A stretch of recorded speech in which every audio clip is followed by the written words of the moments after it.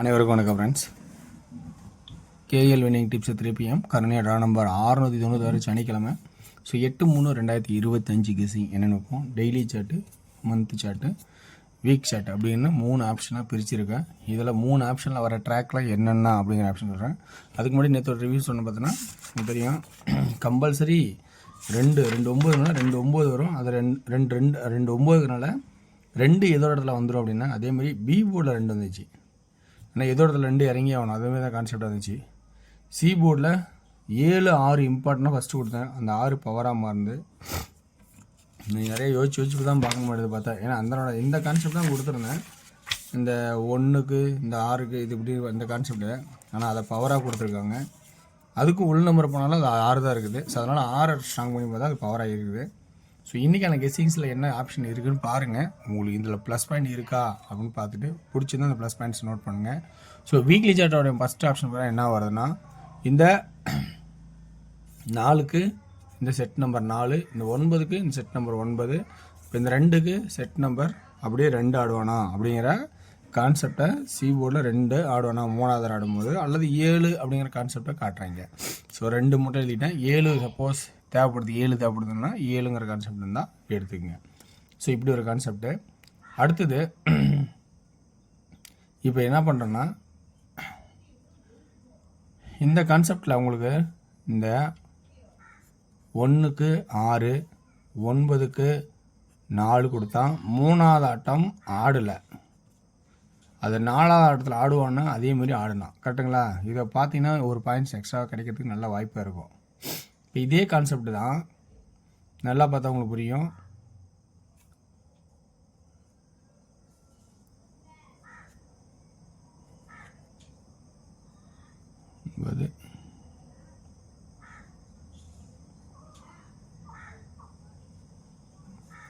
இந்த 7 இந்த கான்செப்டை இது இல்லை, இந்த 7 கான்செப்டு, இந்த 7 கான்செப்டில் ஒரு நாள் கழித்து ஒரு நாள் 7, ஒரு நாள் கழித்து அடுத்தது அது பவராக மாறணும்னு. ஏன்னா இந்த 2 9க்கு 4 பவராக மாறின மாதிரி ஒரு வாய்ப்பாக இருந்தால் மாறணும். ஆனால் அது மாறலை.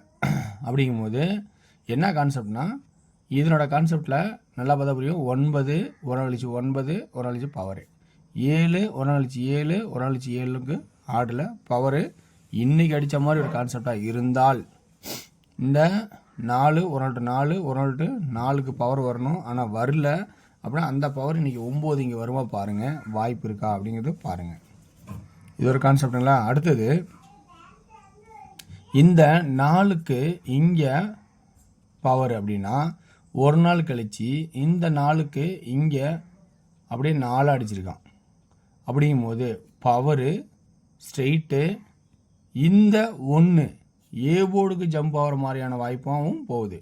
பவரு ஸ்ட்ரெயிட்டு ஒரு நாள் கழிச்சு ஸ்ட்ரெயிட்டு.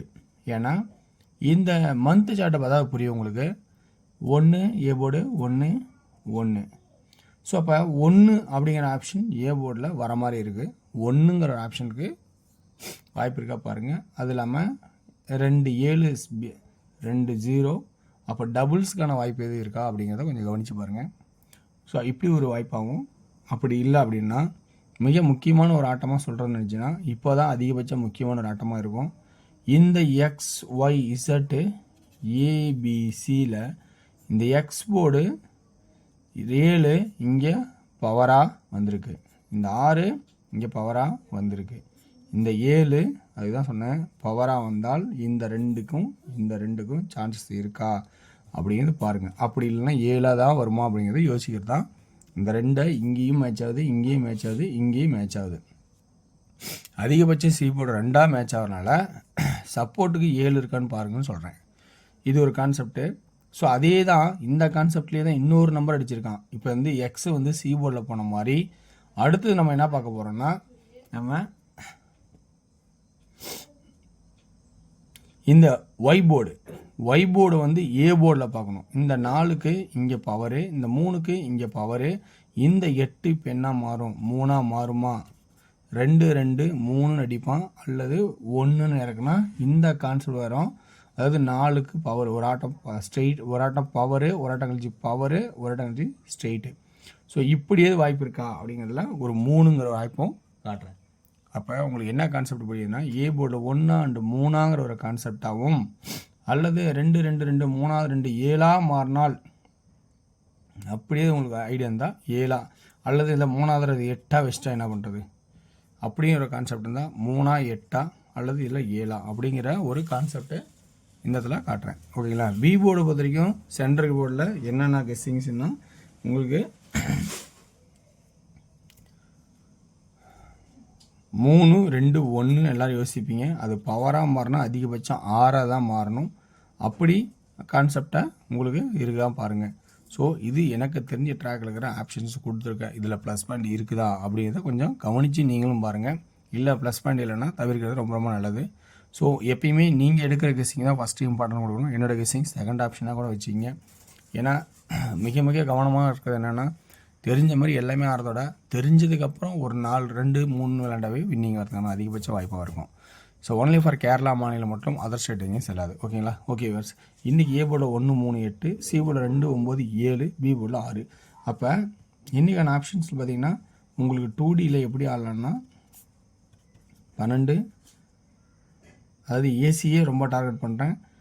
12 19 17 32 39 37 82 89 87 அப்படின்னும் 3Dக்கான ஆப்ஷன்ஸ்னு பார்க்கும்போது ஏ போர்டு 1 3 8னா, பி போர்டில் 6 6 6 அப்படிங்கிற ஆப்ஷன்ஸ் இருந்தால், சி போர்டில் ஃபஸ்ட்டு இம்பார்ட்டன்னா உங்களுக்கு 2 அல்லது 7 2 2 2 அதே தான் 1 3 8 அப்படின்னு கான்செப்ட் தான். திரும்பவும் பி போர்டில் 6. சில பேர் பி போர்டில் எக்ஸ்ட்ரா உங்களோட பாயிண்ட்ஸ் இருந்தால் யுவர் சாய்ஸ் கொஞ்சம் பார்த்துக்குங்க.